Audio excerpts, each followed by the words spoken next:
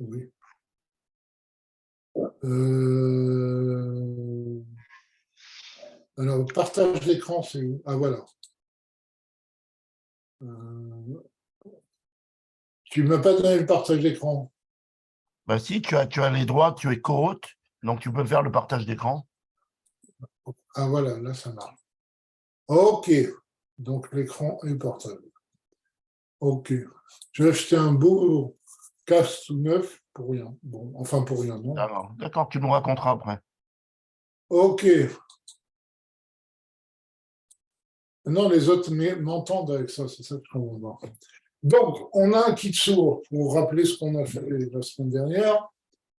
Donc, il va y avoir des Bisman à Galout ou Ikar Avodat Abirouim. On a expliqué que pendant la Galoute, d'accord, pendant l'exil, c'est le principal de Avodat Abirouim, c'est-à-dire du tri entre le bien et le mal.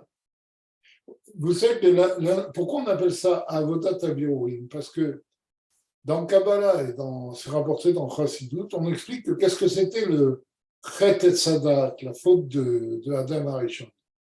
C'est que lorsque Dieu a créé Adam Arishon, le bien était dans tout le Gan Eden, était partout, et le mal était séparé complètement.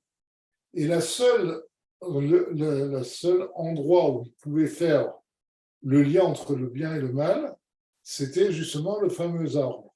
Il n'était pas un pommier d'ailleurs, c'était soit un figuier, soit une vigne, etc. Bon, en tout cas, donc, lorsqu'ils ont mangé du fruit de cet arbre, ça a fait que le bien et le mal est rentré dans le Gan Eden, et le bien et le mal se sont complètement mélangés. Si vous voulez, c'est comme si on a mélangé du sucre et du sel, vous voyez. Il n'y a pas un petit peu, au point que les Chachamim nous disent de nos jours, il n'y a pas un petit peu de bien sans mal, il n'y a pas de bien sans un petit peu de mal, il n'y a pas de mal sans un petit peu de bien. Et c'est ça la Avodat Abirourim, c'est de faire le tri et de séparer le mal du bien qui se sont mélangés. D'accord? Donc c'est ça le principal de l'Avodat Abirourim, pendant l'exil. L'exil, c'est. Alors, pourquoi c'est l'exil qui est le principal de ce service de Dieu? Parce que, comme le rabbi précédent explique, vous savez, quand il y avait, c'était l'époque de Shlomo Améler, du roi Salomon, il y a un verset qui nous dit que les commerçants des bateaux du monde entier apportaient des denrées, des produits en Israël. Et le rabbi précédent pose la question, je crois que c'est le rabbi d'ailleurs qui pose la question, à quoi ça sert de nous raconter ça? Bon, ça montre la grandeur de Shlomo, mais quel est l'intérêt? Il dit en fait, ça nous explique que à l'époque de Shlomo Améler, qui était le moment le plus haut dans l'histoire du peuple juif spirituellement, eh bien, toutes les denrées, toutes les choses du monde étaient amenées en Israël pour que les Juifs les lèvent là où ils étaient, en Israël. À partir du moment où les Juifs ont fauté, Dieu les a mis en galoute, c'est pas simplement pour les punir, c'est parce qu'ils n'avaient plus la force d'amener chez eux les choses qui devaient élever. Et c'est pour cela que Dieu a mis les Juifs en galoute, il les a dispersés dans tout le monde pour que les Juifs aillent élever le bien, enfin, aillent séparer le bien du mal là où ils se trouvent, parce qu'ils n'ont plus la force qu'on leur ramène ce qui doit être trié par eux. Et donc c'est pour ça que le moment de l'exil est le principal du serment de cet avoda, de ce travail que les Juifs doivent faire de trier entre le bien et le mal. Et comment on trie entre le bien et le mal? À l'idée de Torah. C'est par la Torah. Et la Torah doit s'étudier avec une crainte de Dieu, d'accord? Donc l'étude de la Torah et naturellement les mitzvot aussi, Torah désigne l'ensemble de tout, des Yirat Shamayim ou à Pétar Leotsaro, parce que la crainte de Dieu, c'est la porte pour ouvrir le bon trésor de Dieu, Raktov, les Beit Israël, pour qu'il n'y ait que du bien pour le peuple juif. Yirat Shamayim Beyado Shel Adam. Et or, cette crainte de Dieu, elle est entre les mains de l'homme, c'est-à-dire que, comme c'est écrit dans le Tanya au début, vous savez que Yov a dit à Dieu, Barata Reshaim, Barata Tzadikim. Tu as créé des Reshaim, tu as créé des Tzadikim. Et le Barata a dit, Vera Tzadik Racha Lokama. Vous connaissez, c'est au début du Tanya. Dans un autre endroit, je crois que c'est dans la Gemara Kiddushin, je ne suis pas sûr, on dit que lorsque un embryon doit se former, on apporte devant Dieu cet embryon et on demande à Dieu qu'est-ce qui va sortir de là. Est-ce qu'il va être riche? Est-ce qu'il va être pauvre? Est-ce qu'il va être fort? Il va être faible, etc. On demande toutes les facultés qu'il y aura chez ce juif-là qui va être créé. Et c'est ça que la question que pose le Baratania. On ne demande pas est-ce qu'il va être un juif religieux ou un juif pas religieux. Pourquoi? Parce que la crainte de Dieu dépend de l'homme. Elle ne dépend pas de Dieu. C'est pas Dieu. Là, ça écrit dans le Rambam, dans le Kodesh Teshuvah, le Rambam dit il ne faut pas penser comme ces gens-là faibles d'esprit, on désigne d'autres religions, qui affirment que l'homme est créé avec un destin. L'homme n'a pas un destin. Il a le libre arbitre. Il a la possibilité d'être un sadique, c'est-à-dire d'un homme qui marche dans les chemins de Dieu complètement, ou un homme qui dévie complètement. C'est entre ses mains. Et c'est ça qu'elle dit. On dit que Yirat Shamayim beyado shel adam. Qui a bechira chopshi, parce que le libre arbitre, il est Adam, Nifror, Bama, Sheou, Chafez. Qu'est-ce que c'est que le libre arbitre? C'est le fait que l'homme est créé, en particulier le juif, est créé avec la possibilité de choisir ce qu'il veut. Et choisir ce qu'il veut, ça veut dire même choisir quelque chose qui n'est pas bien, qui est contre la volonté de Dieu. D'accord? On Mikol Makom. Donc, il a la possibilité de choisir le bien ou son contraire. Mikol Makom. הבוחר בחיים בטוב, מסיים אותו מלמעלה. והבא להתאר, מסיים אותו. Donc, malgré cela, celui qui choisit la vie, c'est-à-dire qui choisit d'aller dans les chemins de Dieu, on l'aide. C'est ce que dit la Gemara, Abba Beletaer, celui qui vient pour se purifier, on l'aide. V'amar Rabbeinu Agadol Nishmato Eden, et le Baratania a dit, Ki haotiot shebatorah uvacharta bachrim. Em asmam siwa. Que les lettres qui sont écrites dans la Torah, où Dieu dit uvacharta bachrim, tu choisiras la vie, eux-mêmes sont l'aide que Dieu nous donne. La mistakel mitdabek mikdushat otiot Torah. Donc c'est l'aide que Dieu procure à celui qui regarde et qui s'attache à la sainteté de la Torah. Comment on peut choisir la vie et ne pas s'écarter du chemin en s'attachant à la sainteté de la Torah, c'est-à-dire en comprenant la sainteté de la Torah et en ressentant cette sainteté. C'est intéressant parce que je viens de lire une histoire avec le rabbi précédent. Il y avait à l'époque des Bachourim qui étudiaient longtemps à Lubavitch, et il y avait des Bachourim qui étaient pris à l'armée, ils avaient des choses à faire, et ils venaient à étudier à Lubavitch environ 2 ans, 1 ou 2 ans. Et les gens disaient, ces Bachourim qui viennent étudier à Lubavitch pendant 2 ans, ils n'ont pas le temps de s'imprégner de l'atmosphère de Lubavitch, de Chassidut. Et un jour, le rabbi précédent a pris la parole dans la Faranga, il dit ce qu'on dit sur les gens qui viennent pendant 2 ans à Lubavitch, ils n'ont pas le temps de s'imprégner, c'est pas vrai. Le problème, c'est pas qu'ils n'ont pas le temps, c'est qu'ils n'ont pas l'envie de s'imprégner de Lubavitch. Et il dit, quand on vient à Lubavitch, on doit sentir que c'est là où on est né.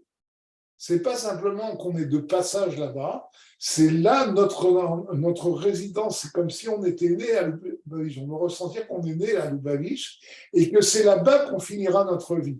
C'est-à-dire, on doit être complètement imprégné de cet esprit de Chassidut qui règne à Lubavitch, qui règne dans les yeshivot de Chabad. Enfin, à l'époque, c'était à Lubavitch, mais dans les yeshivot de Chabad en général. Et c'est ça qui est dit ici. Pour avoir la crainte de Dieu, pour se comporter comme un chassid, il faut s'imprégner de la sainteté de la Torah. De la même façon, il faut s'imprégner de la sainteté de la chassidoute et faire partie véritablement des chassidim, comme si on était né là-bas, comme si on était né dans la chassidoute. Même si quelqu'un est un Baal Teshuvah, il doit savoir que c'est comme si il doit ressentir que c'est comme s'il était né à Lubavitch. Comprenez? C'est comme il y a une fois quelqu'un, je lui ai dit, nous, on n'a pas l'habitude. Il m'a dit, pourquoi tu dis, nous, on n'a pas l'habitude de faire ça? Toi, tu es Baal Teshuvah, ta racine est Sfarad, donc c'est pas, tu n'as pas l'habitude, tu as pris l'habitude, mais c'est pas ton habitude. J'ai dit, non, je m'excuse. C'est vrai que je suis né dans un pays où les Juifs étaient Sfaradim et je fais partie d'une communauté de Sfaradim, mais je n'ai jamais vécu dans une atmosphère Sfarad. Mon judaïsme, c'est un judaïsme Chabad. C'est Chabad qui m'a apporté ce judaïsme. Et donc, c'est pour cela que je peux dire que j'ai la coutume, et j'étais aujourd'hui la coutume, parce qu'avant Chabad, je n'ai pas eu de coutume. Je sens, même si je suis un Baal Teshuvah, je sens que je suis né dans Chabad. Et c'est ça qu'il dit ici. Il faut sentir qu'on est né dans la Torah, que la Torah fait partie de nous. On est imprégné de sa sainteté. Et c'est comme ça qu'on a Yirat Shamayim. D'accord? Je ne sais pas si vous comprenez un peu l'idée. Bon. Veriyanou, l'explication. Des lectives Asara, Akaf, Beshekel, Kodesh. Il y a écrit 10, chaque cuillère. Pardon, c'est pas une cuillère, c'était le Kaf, c'était le Kaf Moznaïm, c'est le plateau de la balance. Contenait 10 shekels selon le shekel à Kodesh, c'est-à-dire le shekel qui était la mesure de poids dans le temple. Alors, où c'est écrit ça? C'est écrit dans Nassau. Quand les Nessim, les princes d'Israël, enfin les chefs de tribu, ont apporté chacun le même sacrifice, à la fin, on fait le décompte de tout ce qui a été apporté, et on dit là-bas, Asara, Akav de Shekel à Kodesh. C'est-à-dire, on a pesé ce qu'ils ont apporté, et il y avait 10 dans chaque côté du plateau, et c'était exactement la même quantité qui avait été apportée dans le Shekel à Kodesh. Alors, mais cela a une signification spirituelle, comme on va voir, en ésotérique, comme on va voir. Là, quelle est la signification ésotérique? Le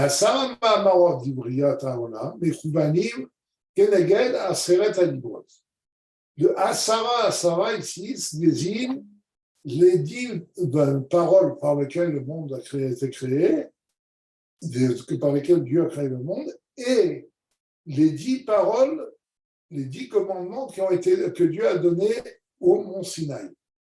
Donc on dit, que veut dire Asara, Akaf, Shekel Kodesh, que ces deux étaient équivalents. Ça veut dire que les 10 paroles par lesquelles Dieu a créé le monde étaient en regard des 10 paroles que Dieu a prononcées sur le mont Sinaï. Valide Kriyata Otiot, de Aseret Adibrot, ou Kiyum Asara Mamot.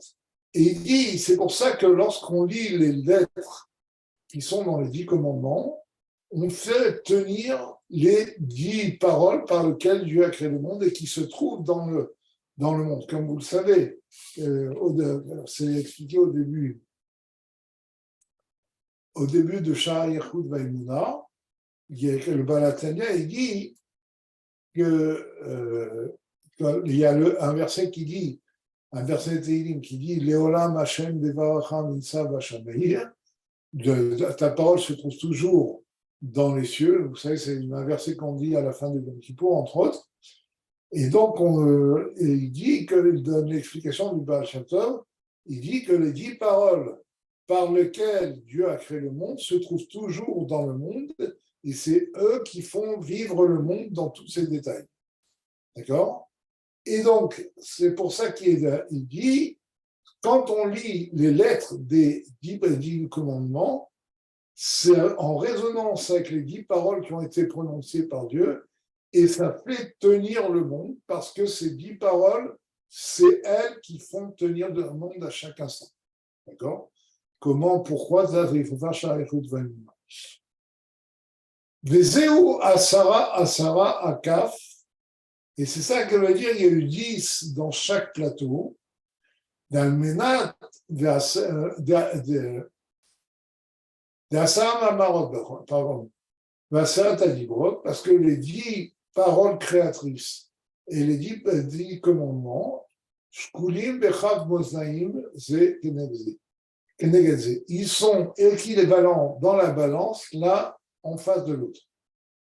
D'accord ? Et l'un contrebande dans la balance de l'autre. Les 10 paroles par lesquelles Dieu a créé le monde et les 10 commandements qu'il a prononcés au Sinaï sont équivalentes. Pourquoi elles sont équivalentes ? Il dit Itna Kadosh Baruch Hu Immaase Bereshit. Parce que il y a écrit, Dieu avait mis une condition dans la création du monde. Im ki yikaimu Israël et Torati mutab, que si les Juifs accomplissent ma Torah, alors c'est bien. Mais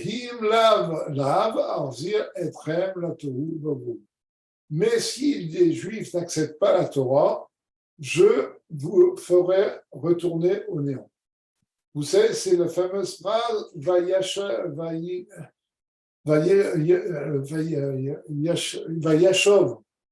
Ayam Le'etano, que la mer Rouge est revenue dans toute sa puissance. Quand il y a eu le passage de la mer Rouge, après elle est revenue dans toute sa puissance.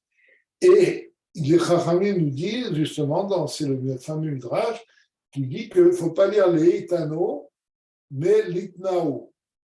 Il faut lire l'anagramme de Etano qui dit, pas dans sa puissance, mais selon sa condition.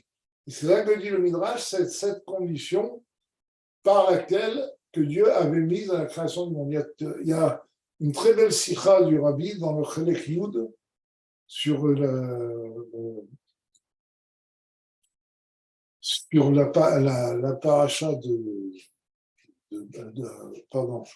Béchalach, qui explique la relation entre les Tnaï et les 10 paroles, etc. On ne va pas rentrer dans cette sikha pour l'instant. Beina Mourazal, parce que, pardon. Ushneem Beshegel HaKodesh, et tous les deux sont mesurés avec le shekel saint. L'Amshir Or HaElyon, Le'ashlim HaKavana Elyona Bebriat HaOlam. Et donc, que veut dire qu'ils sont des shekel HaKodesh ?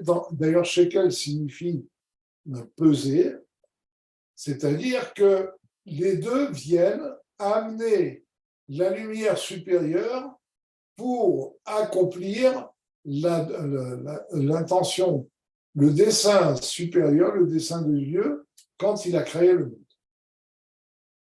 Des Zéo Alidé à Torah Nafka, et comment peut-on faire cela ? C'est par la Torah. Et il a un Morazal. Parce que les Chachamim nous disent le monde a été créé par 10 paroles. Ça, c'est dans Pirkei Avot. Uma Talmud Lomar. Et qu'est-ce que cela vient nous apprendre? Dieu n'aurait-il pas pu créer le monde avec une seule parole? Il avait besoin de 10 paroles pour créer le monde. Et là, mais c'est pour faire payer les impies qui détruisent le monde qui avait été créé par 10 paroles. Veliten Sachartov la Tzadikim, et pour donner une bonne récompense aux Tzadikim, chez les Kaimim et Taolam, chez Nivra Bassa, qui font tenir le monde qui a été créé par ces 10 paroles. Donc, la Mishnah nous dit que pourquoi Dieu a créé le monde, non pas par une seule parole, mais par 10 paroles, c'est pour multiplier la récompense de Tzadikim et punir les Rechaïm. Alors, là, le Rabbi Bresnan, il explique pourquoi Dieu, que signifie que Dieu aurait pu créer le monde par une seule parole. Eh bien, en fait, ce que disent les Chachamim, c'est que cette parole existe. Que représente Ma'amar Echad, une seule parole, ou Sfirat HaMalchut? C'est la Sphira de Malchut. Alors que les 10 paroles se représentent les 10 Sphirot, de Chochma jusqu'à Malchut. D'accord? Mikol Makol Nivra Be'asara Ma'amarot. Mais malgré cela, le monde n'a pas été créé que par Malchut, mais par les 10 paroles qui correspondent aux 10 Sphirot. Alors, pourquoi le Ma'amar Echad, c'est Sfirat HaMalchut? Parce que, comme on l'a déjà expliqué, Malchut est lié avec Dieu lui-même, c'est elle qui a investi du pouvoir divin de créer, etc. Et en plus, Malchut représente la parole de Dieu. C'est comme on avait dit, quand un roi veut ordonner quelque chose, il n'a pas besoin de se déplacer, il n'a qu'à signer un décret, sa parole fait force de loi. D'accord? Donc ça, c'est lié à Malchut. Et il dit, Dieu aurait pu créer donc le monde seulement par la sphère de Malchut, mais il a voulu créer avec les 10 paroles, les 10 sphères. Et il y a un nous. Qu'est-ce que cela signifie? Qui n'est kol ashpa, sareliot aliade et ser prinot dafka. C'est-à-dire que Dieu a décidé que tout ce qui va prodiguer au monde va passer par ces 10 niveaux. Shehem, Chochma Binadat, Chesed Gvura Tiferet, Netzachon, Yesod Malchut, qui correspondent aux 10 Sphirot. Ou Mebessari, donc ça c'est le choix que Dieu a fait. Mebessari et Chesed. Et comme c'est écrit dans Yov, donc, c'est dans Michelet ou dans Kohelet, je crois que c'est Kohelet. Mebessari et Chesed local. Je peux voir le divin par ma chair. Ça, on a déjà vu le sens de ça. Ça veut dire qu'en voyant la grandeur de la création dans la nature, on arrive à voir le divin. D'accord? Qu'est-ce que ça veut dire? Donc, comment par notre chair on va comprendre cela? Que Moba Ashfa'at Asechel les Ulato. C'est comme lorsque quelqu'un produit son intellect, fait un cours, d'accord? Il enseigne à quelqu'un d'autre. Ça aide Gamken chez Yumshach à l'idée, il faut aussi que ce qu'il a dans l'intellect descende par ces 10 niveaux. Vaïnou, Mash Israël Askil, ou l'Idbonet Bitrila Beasmo, Bekochoach Mochochmato ou Minato. C'est-à-dire, il doit d'abord réfléchir et analyser ce qu'il va donner en lui-même, ça par la force de Chochma et de Bina. Chochma porte l'idée qu'il va devoir prodiguer, et Bina va analyser tout ce qu'il y a dans cette idée. Et à ce cas-là, qui est Haskala, donc qui correspond à cette idée, où la Amik Bedato Etev Beichut ou Mahut Haskala. Il faut s'approfondir dans sa connaissance, bien s'approfondir sur la qualité et la définition de ce qu'il va donner. D'accord? Le pourquoi et le comment, on dit en français.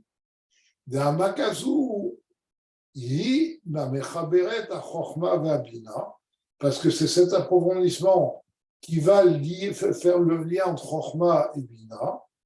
Vainu shemevi nekudat ha-Chokhmah, l'idée asaga b'Bina. C'est-à-dire qu'il va prendre le point de départ de l'idée qui est dans Chokhmah et il va descendre au niveau de la perception qui est amenée par Bina. Comme je vous l'ai déjà dit, Chokhmah, c'est l'idée de départ, et Bina, c'est la force d'analyse qui va analyser tous les détails qui se trouvent dans l'idée de départ. D'accord? Vegam al yedeze, nitpas veniklat etzlo, askala batov. Et par cette démarche, il va bien comprendre le sujet. D'accord? Pourquoi il prend l'exemple de quelqu'un qui prodigue une idée à quelqu'un d'autre? D'accord? Parce que, vous connaissez la fameuse blague, on dit en yiddish, il y a un jeune khatan qui va se marier, et qui va voir le Rav pour qu'il lui enseigne les Tarat HaMishpacha. Et le Rav lui dit, donc lui c'est un Bachur Yeshiva, et le Rav lui dit, après le mariage, qu'est-ce que tu comptes faire? Il a dit, je vais enseigner la Torah aux enfants, je vais être mélamed. Et le Rav lui dit, pourquoi tu ne serais pas diamantaire? Il dit, diamantaire, il faut connaître le métier. Il dit, ah bon, pour être diamantaire, il faut connaître le métier, mais pour enseigner la Torah, il ne faut pas connaître le métier. Il suffit de l'avoir étudié pour l'enseigner. Ça, c'est une blague, mais comme disait Rav Mendel Foutenfas, dans une blague chassidique, il y a toujours un peu de blague. Et c'est quelque chose de très vrai. Et c'est ça qu'il décrit ici. C'est pas la même chose de comprendre soi-même et d'enseigner à quelqu'un d'autre. D'une part, parce que quand on enseigne à quelqu'un d'autre, il faut rentrer dans des détails qu'on ne perçoit pas par nous-mêmes. Souvent, il y a des détails qui sont évidents pour nous, mais qui ne sont pas pour l'autre. D'accord? Et donc, il faut savoir quels détails il va falloir développer pour que l'autre comprenne. Et d'autre part, il faut savoir que quand on va enseigner, l'autre va nous poser des questions. Et quand on va nous poser des questions, il faut connaître la réponse. Et si on connaît la réponse, il faut avoir la réflexion suffisante pour trouver une réponse. La question, c'est que c'est quelque chose de très, très fort. Comme le Rabbi dit dans une sikha, c'est ça. C'est ça qui a écrit Shiva Ipol Tzadik Vekfakam. Un homme, un tzadik, un juste, va tomber 7 fois et se relever. Il dit ça, c'est le principe de Yeridat Sorech Aliyah. C'est-à-dire que quand on tombe, c'est pour se relever plus haut. Et ça, c'est le principe de la question. Quand quelqu'un enseigne et qu'on lui pose une question, ça remet en cause tout ce qu'il a compris. Et quand il va trouver la réponse, il va avoir une meilleure compréhension de ce qu'il est en train d'enseigner. Moi, j'ai assisté à un événement qui est marquant et qui montre ce que je veux dire. Un jour, il y a un grand professeur qui venait de Mexico, qu'on connaissait bien, qui est venu dans notre institut de recherche.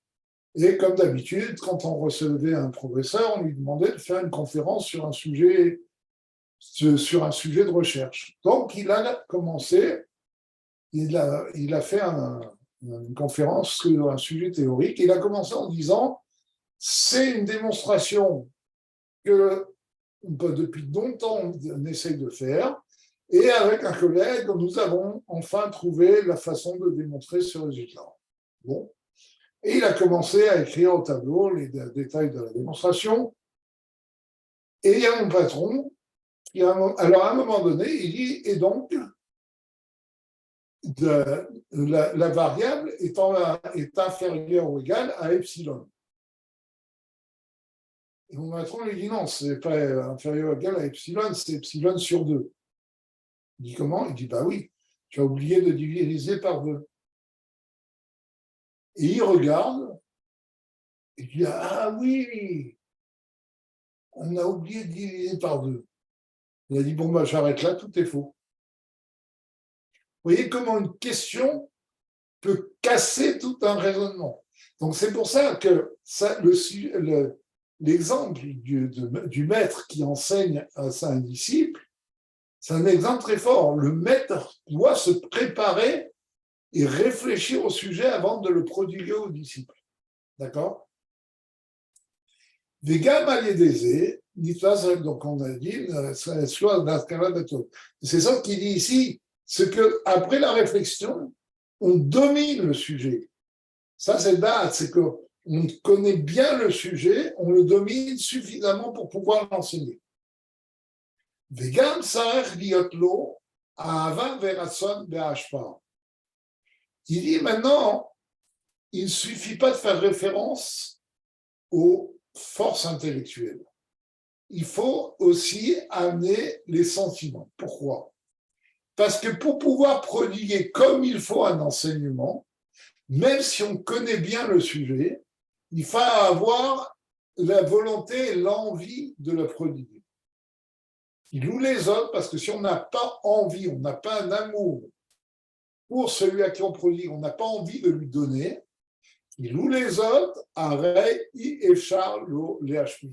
parce que si on n'a pas envie, on ne peut pas prodiguer. Et malheureusement, combien de professeurs enseignent sans envie d'enseigner? Et les résultats sont catastrophiques. Ça peut se voir à tous les niveaux. Moi, je l'ai vu à des niveaux primaires, au secondaire, et je l'ai même vu à l'université où des professeurs se faisaient plaisir et n'avaient pas envie d'enseigner. Ils avaient envie de se faire plaisir en choisissant le sujet qu'ils enseignaient. Ça, c'est quelque chose de terrible. Et c'est ça qu'il dit. Pour enseigner, il ne suffit pas de connaître et de dominer son sujet, il faut avoir envie d'enseigner, avoir l'amour de son disciple. D'accord? On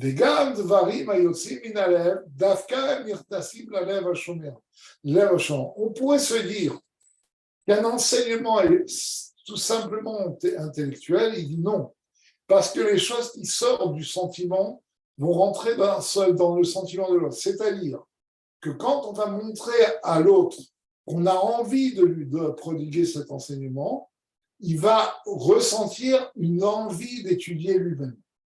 Et c'est ça qui fait la différence entre un bon professeur et un mauvais professeur. C'est cette envie d'enseigner qui va donner envie à l'autre de prendre. Et ça, Eliot Gam, Midat Agvura, donc ça, c'est Midat Achesed, l'envie d'enseigner. Il dit, il faut faire aussi intervenir Midat Agvura, la rigueur. Pourquoi?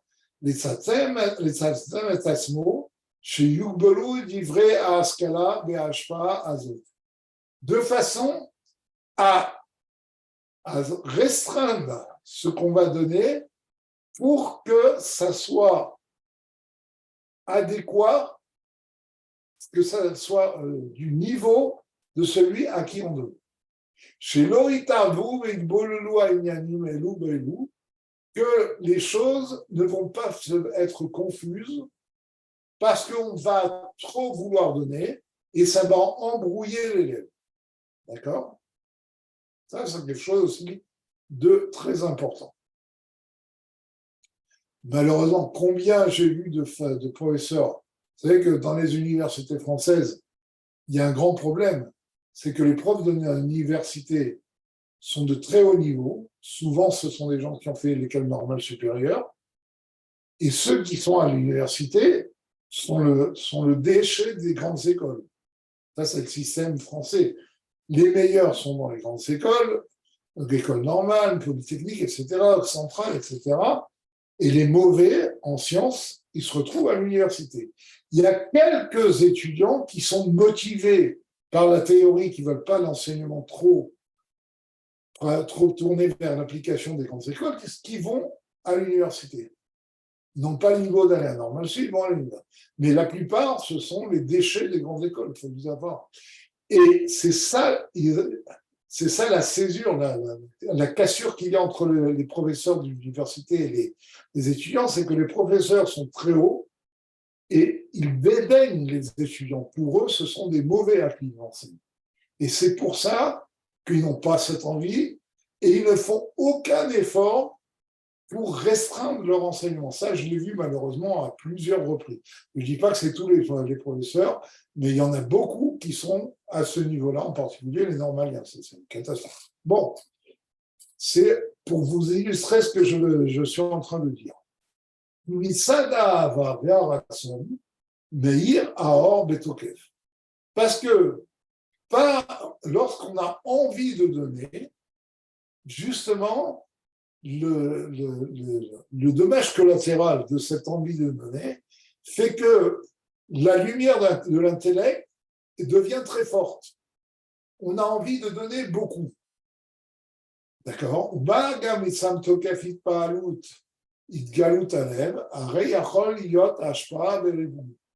Et donc, à cause de cette puissance de notre envie d'enseigner, il peut arriver que l'on va trop enseigner. Belo Seder Vadraga Kolkar, sans qu'il y ait de niveau jusqu'à ce que ça arrive à l'Eder. On va donner toutes les notions en bloc et ça ne va pas passer. Velo Ayam et Kabael, Ayachol et Kabel. Et celui qui reçoit cet enseignement ne va pas pouvoir le recevoir. C'est pour ça qu'il faut cet attribut de gvura, de rigueur, qui va limiter ce qu'on va donner, de façon à donner juste ce qu'il faut. Et Tzamsem, Midat, Ahava, pour contenir cet amour débordant, Ve'galut, qui tend à nous faire à révéler beaucoup trop de choses, Bifrat, Itpa'alut Alev, et en particulier le sentiment d'envie d'enseigner, d'amour pour le disciple, de façon à ce que ce que l'on va prodiguer va être limité et va être en ordre de façon à ce que l'élève va pouvoir la recevoir. Vous savez, il y a une lettre dans Igerat HaKodesh où le rabbi Balatania explique ça de façon rapide. Là, c'est développé de façon beaucoup plus grande. C'est la notion des 10 sphirotes. Qu'est-ce que signifie chaque sphirote? C'est ça que le rabbi précédent est en train de détailler ici. Omnam,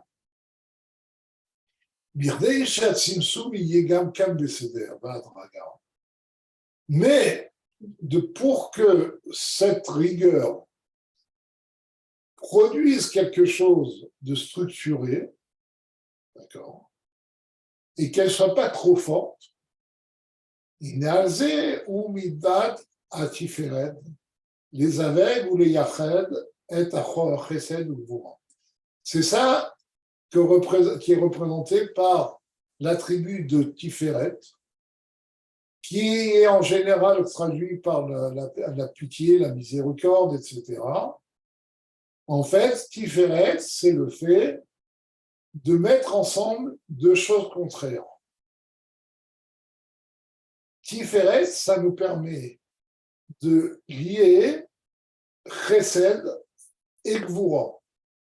Comme le Rabbi le Balatania explique dans Igerat HaKodesh, que Tiferet aussi, ça veut dire la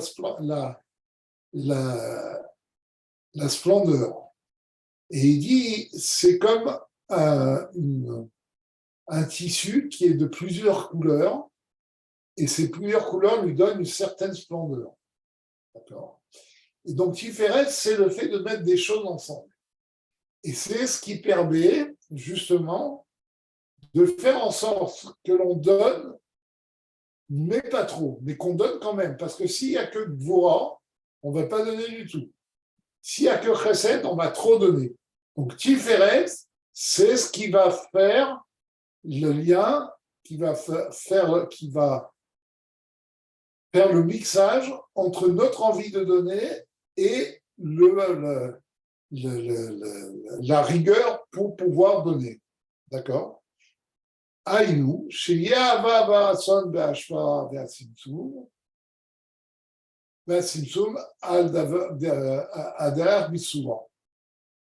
C'est-à-dire que, en même l'amour et l'envie de donner et la rétention de donner va être d'une façon médiane, mi-soi, c'est-à-dire on va trouver un juste milieu entre l'envie de donner et la rétention. Ve'amoïl, les filles couchées les amicabel, qui va être adéquate selon les aptitudes de l'élève. Et c'est pour ça que cette notion de mitzvah, ce n'est pas forcément le milieu. C'est ce qui correspond le mieux à celui qui reçoit. D'accord ? Ça, c'est la force de Mashpia. C'est-à-dire que même au niveau de Chassidut, un Mashpia va pouvoir traiter deux problèmes identiques posés par deux Mouchfaïm de deux façons différentes, chacune correspondant aux forces que le Mouchfa a. Et ça, c'est la grande force de Mashpia. C'est la force qu'on a vue chez Rav Asimov, de pouvoir traiter la même question posée par deux personnes de façon à ce qui correspond à chacune des deux personnes. Et c'est pour ça que quelquefois, deux personnes du groupe se rencontraient, ils parlaient d'une question qu'ils avaient posée, et ils étaient étonnés parce que ce que Rav Moulet a prodigué à l'un, avait répondu à l'un, n'était pas ce qu'il avait reproduit à l'autre. Parce que quand on enseigne, quand on donne, il faut donner selon l'équilibre, selon la possibilité de recevoir de celui qui est devant nous. Et ça, c'est l'art d'enseigner, c'est l'art de prodiguer.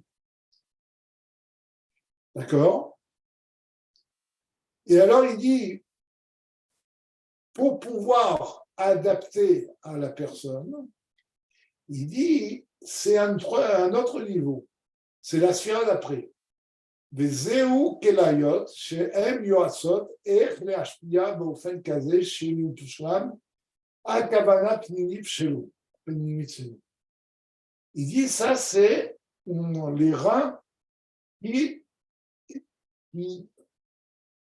nous expliquent comment prodiguer de façon à ce que nous prodiguons soit adapté au public à qui on donne. והדרך מלמד להועיל שהוא הדרך תן לחכם ויחכם עוד בכוח עצמו. Et c'est ça que celui qui enseigne doit faire en sorte de prodiguer à celui qui a un chacham, c'est-à-dire qui peut écouter son enseignement, il doit lui prodiguer de façon qu'il puisse lui-même, à partir de son enseignement, approfondir son enseignement et comprendre encore plus. Veyesod ou Itkashkut, les Hashpia, Be'amekavel. Et c'est ça la sphère de Yesod. Non, pardon, ça c'était Hod. D'accord ? Hod, c'est voir se mettre au niveau de la personne. Veyesod ou Itkashkut, Amashpia, Be'amekavel. La avant-dernière sphira, qui est la sphira de Yesod, ça, c'est le fait de s'attacher, que celui qui prodigue s'attache à celui à qui il prodigue. C'est-à-dire que le maître doit s'attacher à l'élève. Ça veut dire quoi s'attacher? Ça veut dire que le maître veuille absolument que l'élève comprenne. Il sent l'élève comme si c'était son propre fils. D'accord? Il veut absolument qu'il comprenne. C'est ça l'attachement à l'élève. Il va donner de ses forces parce que pour lui, l'élève est quelque chose d'important. Et il dit, d'accord, bon, là, Vechen ou Vecholva Ashva, Sareliot, Aliédé, et Serprinot et et donc, chaque fois qu'on produit quelque chose, ça doit se faire par ces 10 niveaux, Dafka, Bimziga, Varkava, Nechuna, avec un mélange, et il y en a un mélange, le mélange adéquat, Vechel ou Babria, Babria, Veitavut, Aolam. Il en est de même dans la création et l'existence du monde. Ayat Sarech, Liot, Gamken, Esser, Madrigot, Elu, Shem, Esser, Sfirot. Il a fallu qu'il y ait ces 10 niveaux qui sont les 10 Sfirot. C'est pour cela que Dieu a créé le monde avec 10 Sfirot. Qu'est-ce que ça veut dire au niveau de la création? C'est tout le processus du Tzimtzum, des Tzimtzumim successifs, du Horaka qui descend, qui rentre dans le Kélim. Chaque lumière qui rentre dans un Kéli est la lumière adéquate pour le Kélim, de façon à créer le monde tel qu'il est, exactement comme Dieu a voulu qu'il soit. D'accord? Et ça, c'est le processus des 10 Sfirot. Il reste 1 minute. S'il y a quelqu'un qui a une question, il peut répondre. Je peux peut-être répondre. S'il vous plaît. Oui. Bonsoir. Et vous avez parlé de Hod et Yesod et Netzar dans l'explication. Il n'en parle pas ici. Là-bas, dans le comment ça s'appelle?